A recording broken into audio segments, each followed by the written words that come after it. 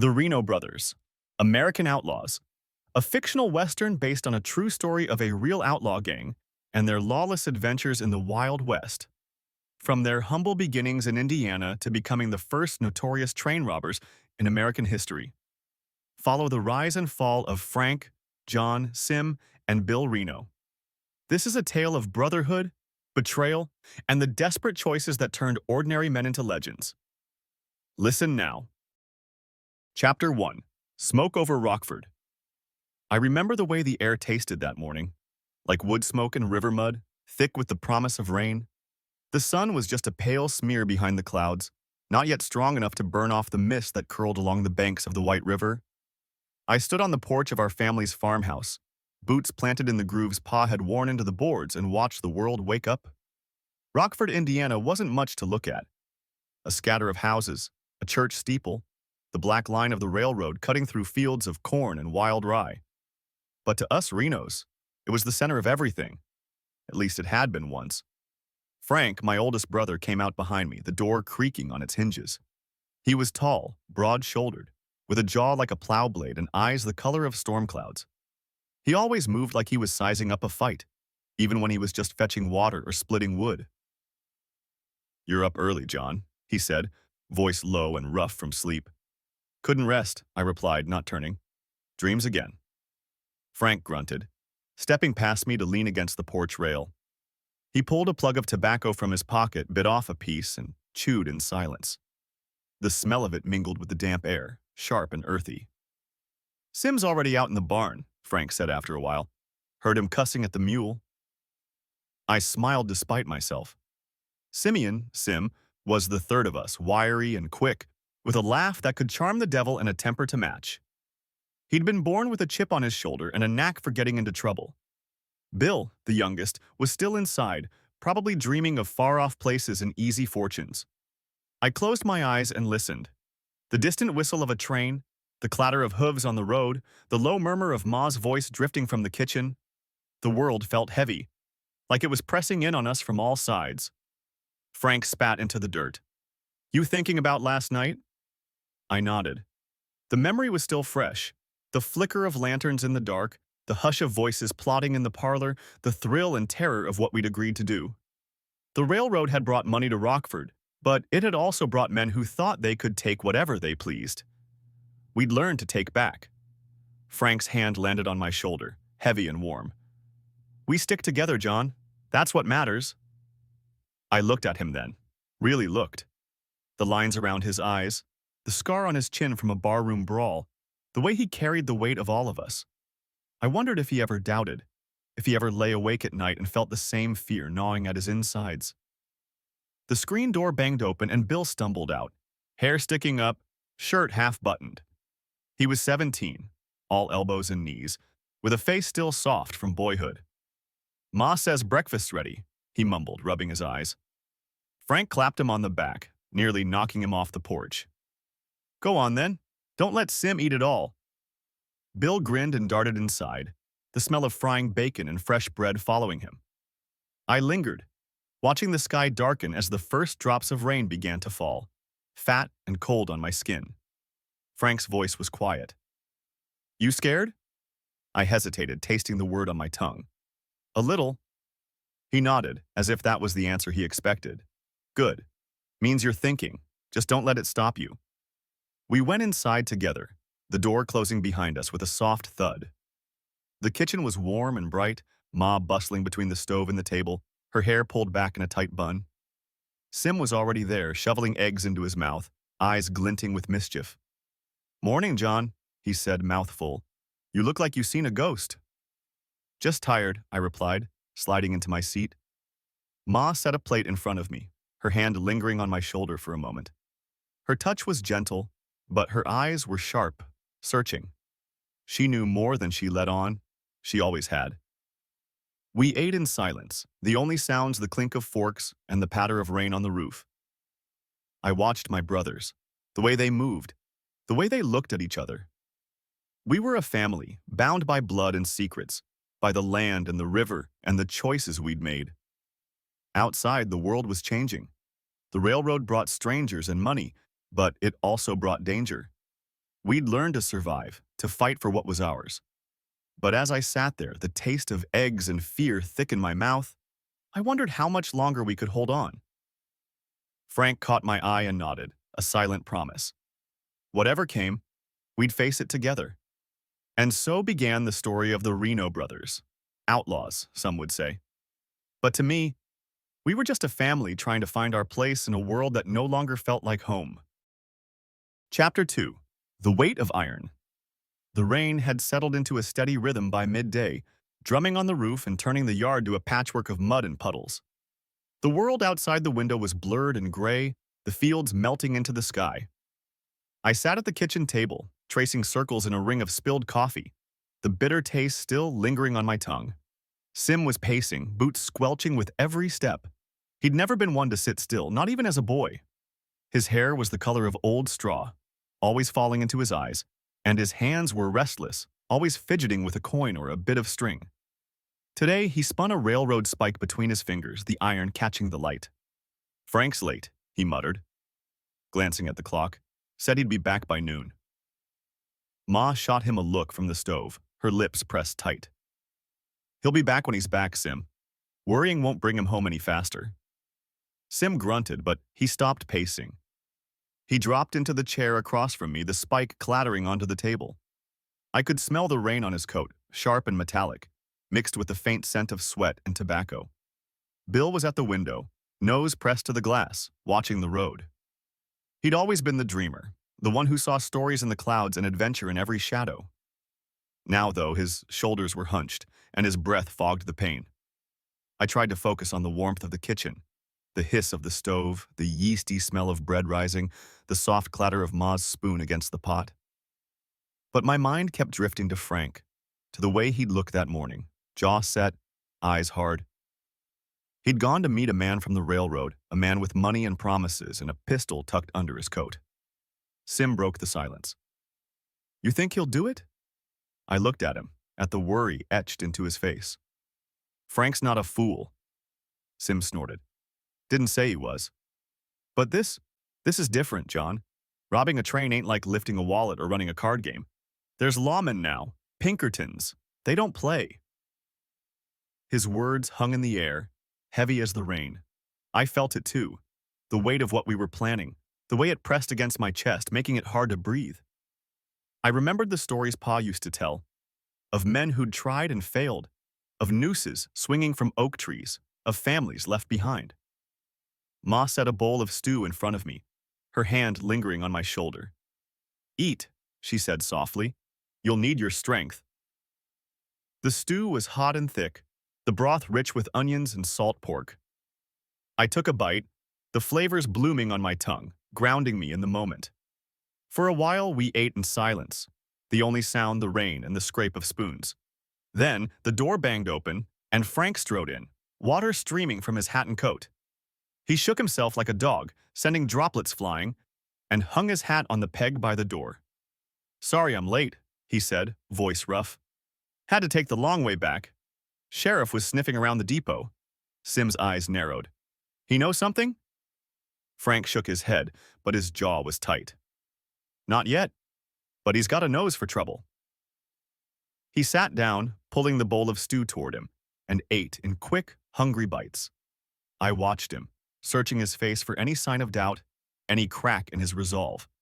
But Frank was a wall, solid, unyielding. When he finished, he wiped his mouth with the back of his hand and looked at us one by one. His eyes were dark, unreadable. "It's set," he said quietly.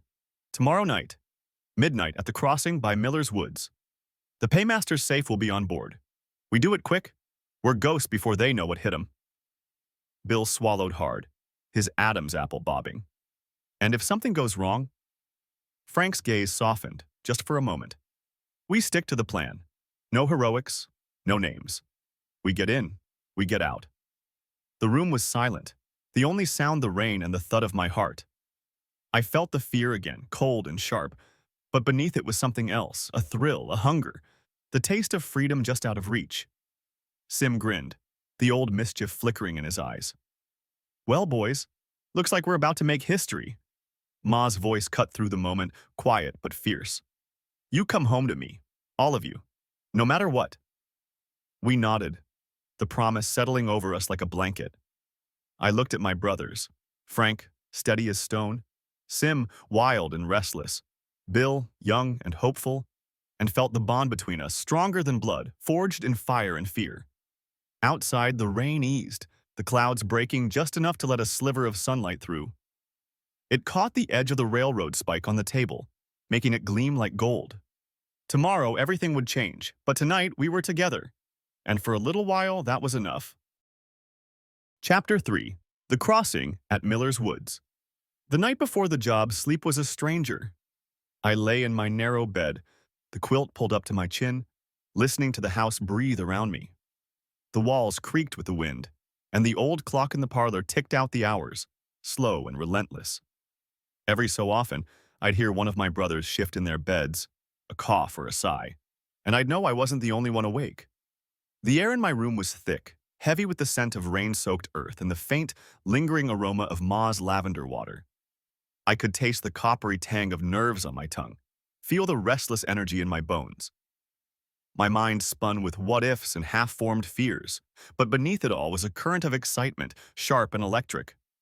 When the clock struck 11, I swung my legs over the side of the bed and dressed in the dark. My shirt was still damp from the day before, clinging to my skin, and my boots were stiff with dried mud. I moved quietly, careful not to wake Ma, though I knew she'd be waiting up, a candle burning low in the kitchen. Downstairs, the house was shadowed and still. Sim was already there, sitting at the table, rolling a cigarette with fingers that trembled just a little. His eyes were bright in the lamplight, restless and hungry. "Couldn't sleep either, huh?" he said, voice low. I shook my head, reaching for the coffee pot.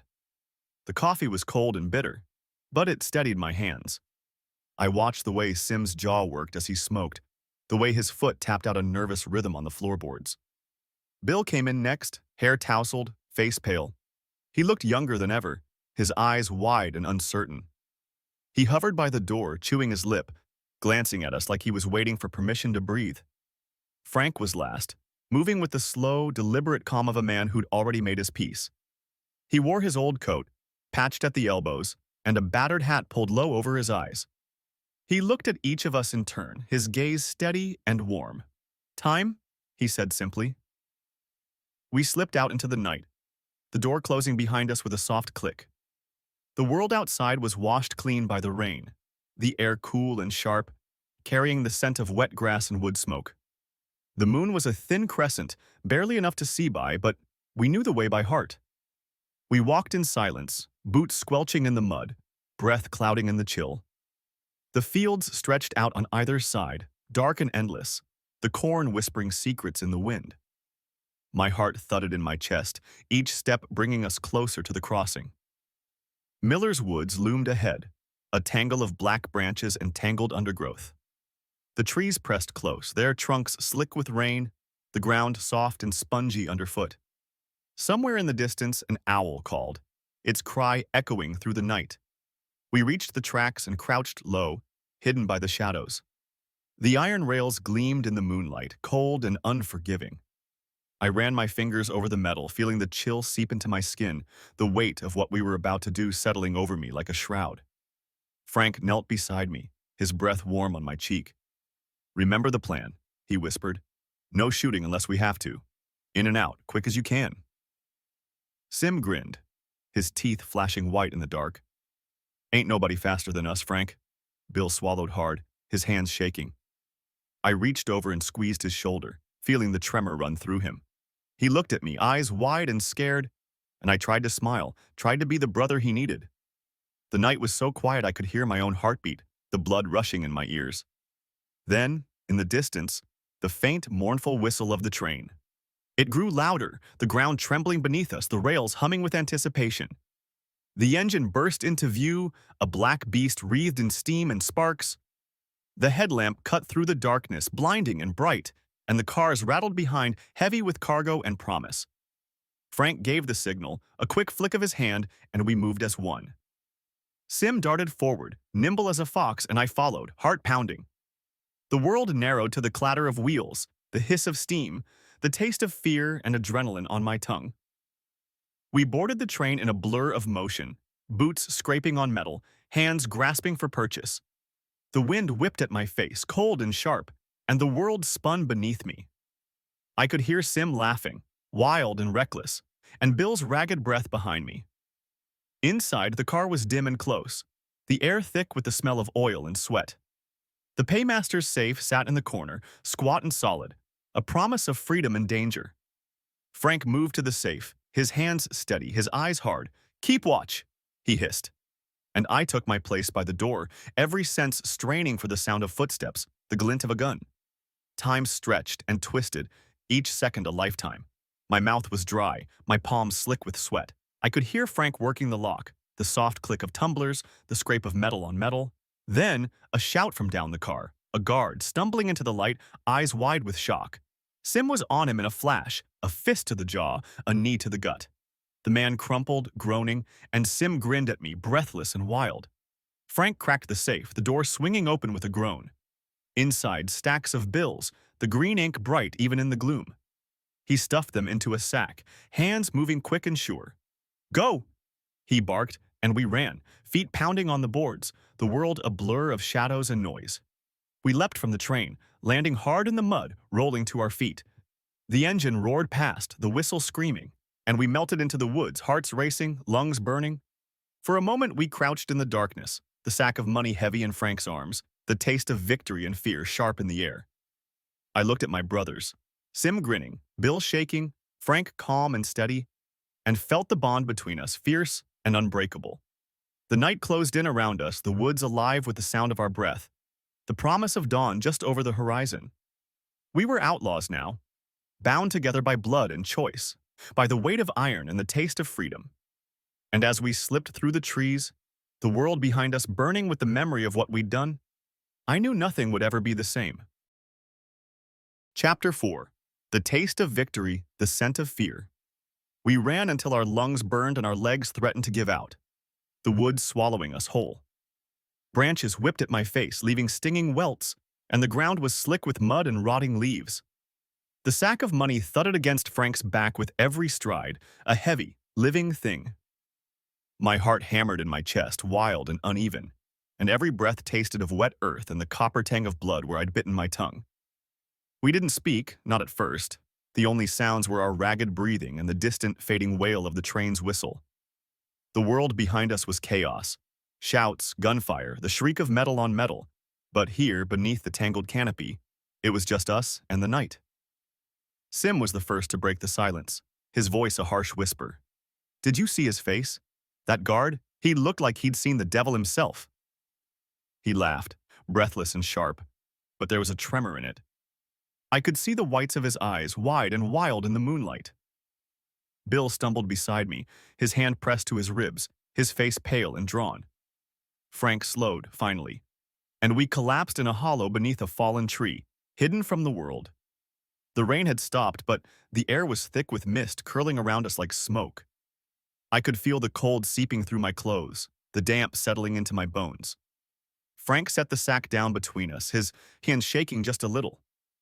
He looked at each of us in turn, his eyes searching, measuring. "We did it," he said, voice low and steady. "We did it, boys." For a moment, none of us moved. Then Sim let out a whoop, punching the air, and Bill managed a shaky grin. I felt something loosen in my chest, a knot of fear and doubt unraveling. The taste of victory was sharp and sweet, like biting into a green apple. Frank opened the sack, and the sight of all that money, more than I'd ever seen in my life, made my head spin. The bills were crisp and cool, the ink smudging my fingers. I ran my thumb over the paper, feeling the ridges and grooves, the promise of a new life. Sim reached for a handful, letting the notes flutter through his fingers. "We're rich," he breathed. "Rich as kings." But Frank's face was grave, his mouth set in a hard line. "Don't get careless," he warned. "This money's hot. We lay low, keep our heads down. No wild spending, no talk." Bill nodded, swallowing hard. "What about Ma?" Frank's eyes softened, just for a moment. "We take care of her, always?" The woods were quiet, the only sound the drip of water from the branches overhead. I leaned back against the tree, feeling the rough bark dig into my spine. and closed my eyes. My body ached, every muscle screaming, but inside I felt light, almost weightless. I thought of the train, the roar of the engine, the heat of the lanterns, the look of terror on the guard's face. I thought of the way my hands had shaken, the way my heart had leapt when the safe swung open. I thought of Ma, waiting at home, her hands folded in her lap, her eyes fixed on the door. A sudden noise snapped me back, a twig breaking close by. We froze, every sense straining. The woods pressed in, dark and watchful. Frank's hand went to his pistol, his voice barely a breath. Quiet. We waited, hearts pounding, until the night settled again. Just a deer, maybe, or a fox. But the fear lingered, sharp and cold. Sim tried to laugh it off, but his voice was thin. We're jumpy as rabbits. Frank nodded, his jaw tight. We have to be. They'll be looking for us. Pinkertons, maybe. Sheriff's men. We stick together, keep moving. We sat in silence, the money between us, the weight of what we'd done pressing down. I felt the thrill of it still, the wild, reckless joy, but beneath it was something darker, a shadow that wouldn't lift. The sky was beginning to pale, the first hint of dawn bleeding into the black. The world felt new and raw, every sound magnified, every breath a gift. Frank stood, slinging the sack over his shoulder. Time to go. We moved through the woods, silent and careful, the taste of victory fading, replaced by the bitter tang of fear. The world was waking up, and with it came the promise of pursuit, of questions and suspicion, and the long, patient reach of the law. But for now, we were together. Brothers, bound by blood and by the choices we'd made. The future was uncertain, a road twisting into the mist, but we walked it side by side, the memory of the night burning bright in our minds. And as the sun rose over Rockford, painting the world in gold and gray, I knew that nothing, not fear, not regret, not even the law, could break the bond we'd forged in the darkness. Chapter 5: Shadows at Sunrise. We reached the edge of the woods just as the first rays of sunlight broke through the trees, painting the world in streaks of gold and rose. The air was cool and damp, heavy with the scent of moss and wild violets crushed beneath our boots. My breath came in slow, shuddering gulps, each one tasting of dew and the faint metallic tang of fear that still clung to my tongue. Frank led the way, his silhouette tall and sure against the pale sky. The sack of money was slung over his shoulder, its weight pulling him slightly to one side. I watched the way his boots pressed into the soft earth, leaving deep, deliberate prints. Each step seemed to echo with the memory of what we'd done, a secret pressed into the mud. Sim walked beside me, his energy wound tight as a spring. He kept glancing over his shoulder, eyes darting through the trees, fingers twitching at his side. The wildness in him was sharper now, edged with something like fear. Every time a bird called or a branch snapped, he flinched, his breath catching in his throat. Bill lagged behind, his face pale and drawn, eyes rimmed red from lack of sleep. He stumbled over a root, catching himself on a sapling, and muttered a curse under his breath. I slowed to walk beside him, offering a steadying hand. "You all right?" I asked, my voice barely more than a whisper. He nodded, but his lips trembled. "Just tired is all. Feels like the whole world's watching us." I squeezed his shoulder, feeling the thinness of his bones beneath my palm. "We'll be home soon. Mal'll have coffee on, maybe some of her sweet rolls if we're lucky." He managed a weak smile, but his eyes stayed fixed on the ground. The woods thinned, and the fields of Rockford spread out before us, silver with morning mist. The town was waking up, smoke curling from chimneys, the distant clatter of a milk cart, the lowing of cows in the pasture. Everything looked the same, but I felt changed, as if I'd crossed some invisible line in the night. Frank stopped at the edge of the field, crouching low. He scanned the horizon, his eyes narrowed against the rising sun. I could see the tension in his shoulders, the way his jaw worked as he chewed over our next move. "We go in one at a time," he said quietly. "No sense drawing attention. Sim, you take the money around back, through the orchard. Bill, you go in first, act like nothing's wrong. John, you're with me." Sim nodded, his mouth set in a grim line. He took the sack, slinging it across his chest, and melted into the trees, moving with a grace that belied his nerves. Bill straightened his shoulders, wiped his nose on his sleeve, and started across the field, his steps slow and careful. Frank and I waited, crouched in the shadow of a hickory tree. The bark was rough beneath my fingers, the scent of sap and earth grounding me. I could hear my own heartbeat, loud in the hush of morning. Frank spoke without looking at me. "You did good last night, John. Kept your head." I swallowed, the praise warming me even as it made my stomach twist. I was scared. He nodded, a small smile tugging at the corner of his mouth. We all were. Only a fool wouldn't be. We watched as Bill reached the house, slipping inside without a backward glance.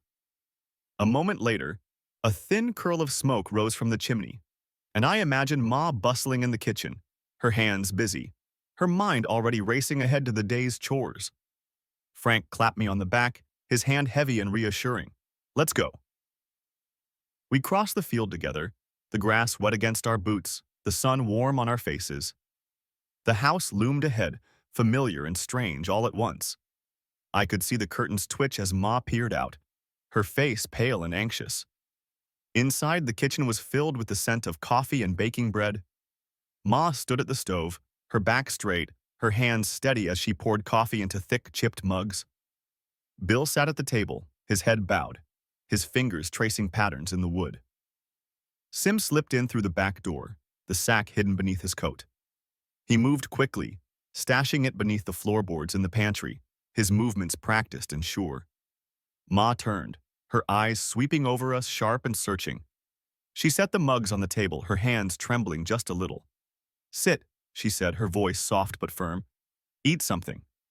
We obeyed, the four of us crowding around the table, the warmth of the kitchen wrapping around us like a blanket. The bread was fresh and hot, the butter melting into golden pools. I tore off a piece, the crust crackling beneath my fingers, and let the taste fill my mouth, yeasty, sweet, alive. For a moment, it was almost as if nothing had changed. We were just brothers, home from a long night, hungry and tired, safe in the circle of Ma's care. But beneath the surface, the tension simmered. Every creak of the floorboards, every distant shout from the street set my nerves jangling.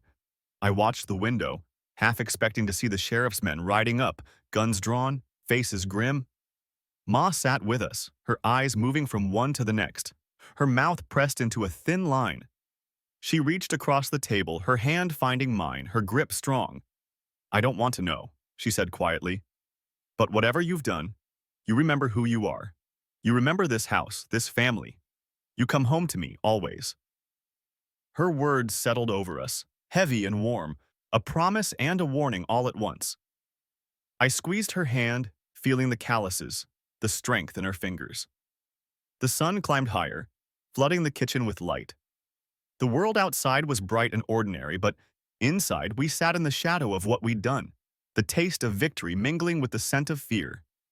And as I looked at my brothers, Frank, steady and silent, Sim, restless and wild, Bill, pale and shaken, I knew that whatever came next, we would face it together. Bound by blood, by secrets, by the choices we'd made in the darkness. The day had begun, and with it, the long, uncertain road ahead. Chapter 6. The Gathering Storm. The days that followed blurred together, each one thick with tension, as if the very air in Rockford had turned to syrup. The sun rose and set, painting the fields in gold and then in bruised purple. But inside our house, time moved differently. Slow, heavy, watchful, we kept to ourselves, slipping through the days like ghosts. Frank spent his mornings out by the barn mending fences that didn't need mending, his hands busy but his eyes always scanning the horizon. I'd find him sometimes standing still as a stone, the wind tugging at his coat, his jaw clenched tight.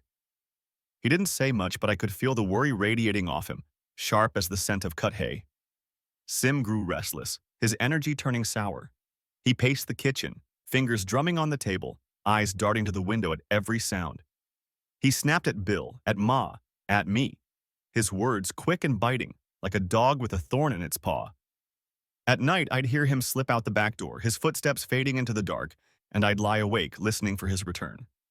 Bill tried to lose himself in chores, but his hands shook when he milked the cow, and he dropped more eggs than he gathered.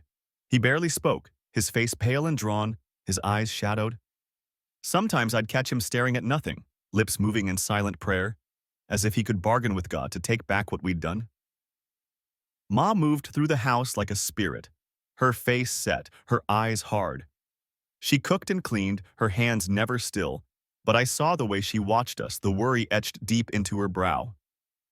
At night, she'd sit by the window, her knitting forgotten in her lap, her gaze fixed on the road. The money stayed hidden, wrapped in oilcloth beneath the pantry floor. Sometimes, late at night, I'd kneel on the cold boards and run my fingers over the bundle, feeling the crisp edges of the bills, the promise and the danger they held. The paper smelled faintly of ink and iron, a scent that clung to my skin long after I'd closed the hiding place. Rumors began to drift through town, carried on the wind like the scent of rain. Folks spoke in low voices of the train robbery, how the paymaster's safe had been cracked, how the guards had been left bruised and dazed, how the Pinkertons were coming, hard men with hard eyes and no patience for mercy. The sheriff rode out more often, his horse's hooves striking sparks from the road, his face grim beneath the brim of his hat.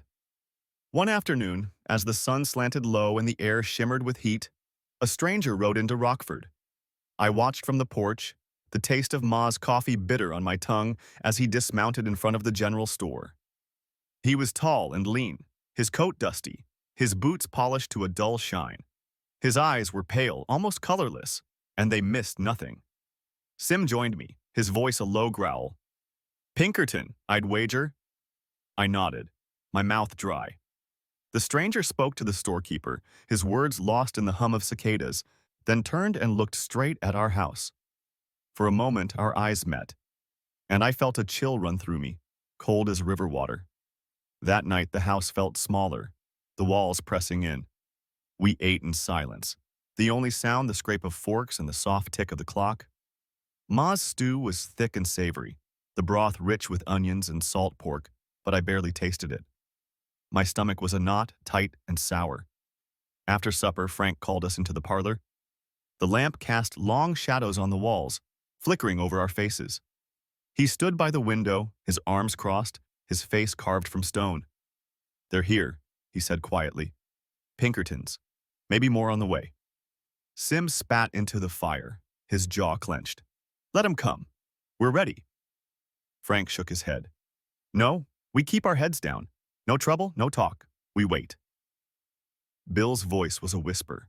"How long?" Frank's eyes softened, just for a moment. "As long as it takes." We sat together in the dim light, the silence thick as molasses. I felt the weight of my brothers beside me, the heat of the fire on my face, the cool press of the pistol at my hip. Outside, the wind rattled the windows, carrying the scent of rain and the promise of a storm. Later, as I lay in bed, I listened to the thunder rolling in the distance, the air heavy with the smell of ozone and wet earth. Lightning flickered on the horizon, painting the room in brief, ghostly flashes. I closed my eyes and tried to remember the taste of Ma's bread, the sound of Sim's laughter, the feel of Bill's hand in mine when we were boys. But all I could taste was fear, sharp and bitter, and the knowledge that the storm was coming for us, whether we were ready or not. Chapter 7. The Pinkertons' Shadow. The storm broke just before dawn, thunder cracking the sky open and rain lashing the fields in silver sheets. I woke to the sound of it drumming on the roof, the air in my room thick and electric, heavy with the scent of wet wood and ozone. For a moment, I lay still, listening to the house creak and settle around me, the wind rattling the window panes like a warning. Downstairs, the kitchen was dim and close, the lamp on the table casting a small golden pool of light. Ma stood at the stove, her hair pulled back tight, her face drawn and pale in the flickering glow. The smell of coffee and frying bacon filled the air, rich and comforting, but it did nothing to settle the knot in my stomach. Sim was already at the table, hunched over a mug, his eyes shadowed and restless. He looked up as I entered, his mouth twisting in a wry, humorless grin. "Sleep well, John?" I shook my head, pouring myself a cup. The coffee was strong and bitter, burning my tongue, but I welcomed the jolt. "Dreamed of water," I said. "Floods, mostly. Couldn't find my way out." Sim snorted, but his hands trembled as he lifted his mug. "Ain't no one sleeping easy these days." Bill came in next, his hair plastered to his forehead, eyes red-rimmed and hollow. He moved like a ghost, silent and pale, and sat beside Sim without a word. I watched him pick at his food, his fingers shaking, and felt a pang of guilt twist inside me. He was too young for this, too soft, too hopeful. We'd dragged him into the dark with us, and now there was no way back. Frank arrived last, his coat dripping rain, boots caked with mud. He shook himself off by the door, water pooling at his feet, and hung his hat on the peg. His face was set, jaw clenched, eyes hard as flint. "They're watching," he said, voice low. "Saw two men by the mill, another by the church. Pinkertons, sure as sunrise." Ma's hand stilled on the coffee pot, her knuckles white. "What do they want?" Frank's eyes softened, just a little. "Answers. Someone to blame." We ate in silence, the rain beating a steady tattoo on the roof. Every sound seemed magnified, the scrape of a chair, the clink of a spoon, the low murmur of Ma's prayers. I tried to focus on the food, the taste of bacon and eggs, the warmth of the coffee, but my mind kept drifting to the men outside, their eyes cold and hungry, their hands never far from their guns. After breakfast, Frank pulled me aside, his voice barely more than a whisper. "We need to talk." We stepped out onto the porch, the rain slanting sideways, soaking us in seconds. The world was gray and blurred, the fields lost in mist, the trees bending under the weight of the storm. Frank leaned against the rail, his face grim. "They're closing in, John. Asking questions. Folks are scared." I felt the fear rise in me, sharp and sour, but I forced myself to meet his gaze. "What do we do?" He looked out at the rain, his eyes distant. "We wait. We keep our stories straight. No one cracks, no matter what." I nodded, the weight of his words settling on my shoulders. The fear was always there now, a constant ache in my chest, but beneath it was something else, a stubborn, burning pride. We were Renos. We'd made our choice and we'd see it through. The day dragged on, the storm easing but never quite breaking. The Pinkertons moved through town like wolves, their boots leaving muddy prints on every porch, their questions sharp as knives. I watched them from the window, my breath fogging the glass, my heart pounding every time one of them glanced our way. Sim grew more agitated as the hours passed, pacing the kitchen, muttering curses under his breath. Bill sat by the fire, staring into the flames, his hands clenched tight in his lap.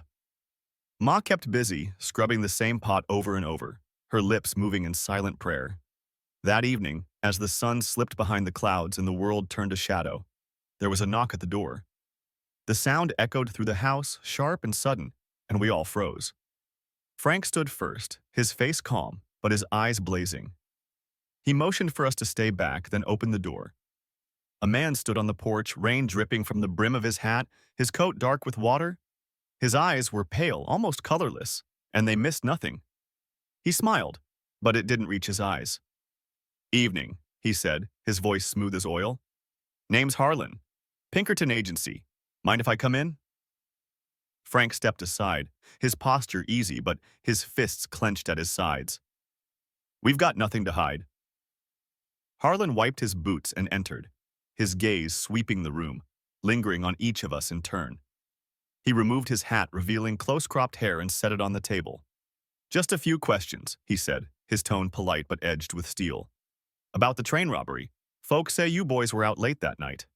Sim bristled, but Frank shot him a warning look. "We were home. Ask Ma." Harlan smiled again, thin and cold. "I intend to." He turned to Ma, his eyes softening just a fraction. "Ma'am, I'm sorry to trouble you, but I have to ask, were your boys here that night?" Ma met his gaze, her back straight, her voice steady. "My sons were home. I saw to it myself." Harlan nodded, making a show of jotting something in his notebook. "Of course, just doing my job." He stood, replacing his hat, and tipped it to Ma. "Thank you for your time." As he left, his eyes lingered on me, searching, weighing. I felt exposed, as if he could see every secret I carried, every lie I'd ever told. The door closed behind him, and the silence in the house was deafening. I let out a breath I hadn't realized I was holding, my hands shaking. Frank looked at each of us, his voice low and fierce. "We hold together, no matter what." Outside, the rain had stopped, but the world was still gray and heavy. the air thick with the promise of more storms to come. I stood at the window, watching the Pinkertons' shadow retreat down the road, and tasted fear on my tongue, cold, metallic, and unyielding. But beneath it, a spark of defiance burned. We were Renos. Whatever came, we would face it together, bound by blood, by secrets, and by the storm that gathered on the horizon. Thanks for riding along, partner. If you enjoyed this tale from the wild frontier, give us a like and hit that subscribe button. Don't forget to ring the bell so you don't miss the next chapter. Until next time, keep your boots dusty and your aim true.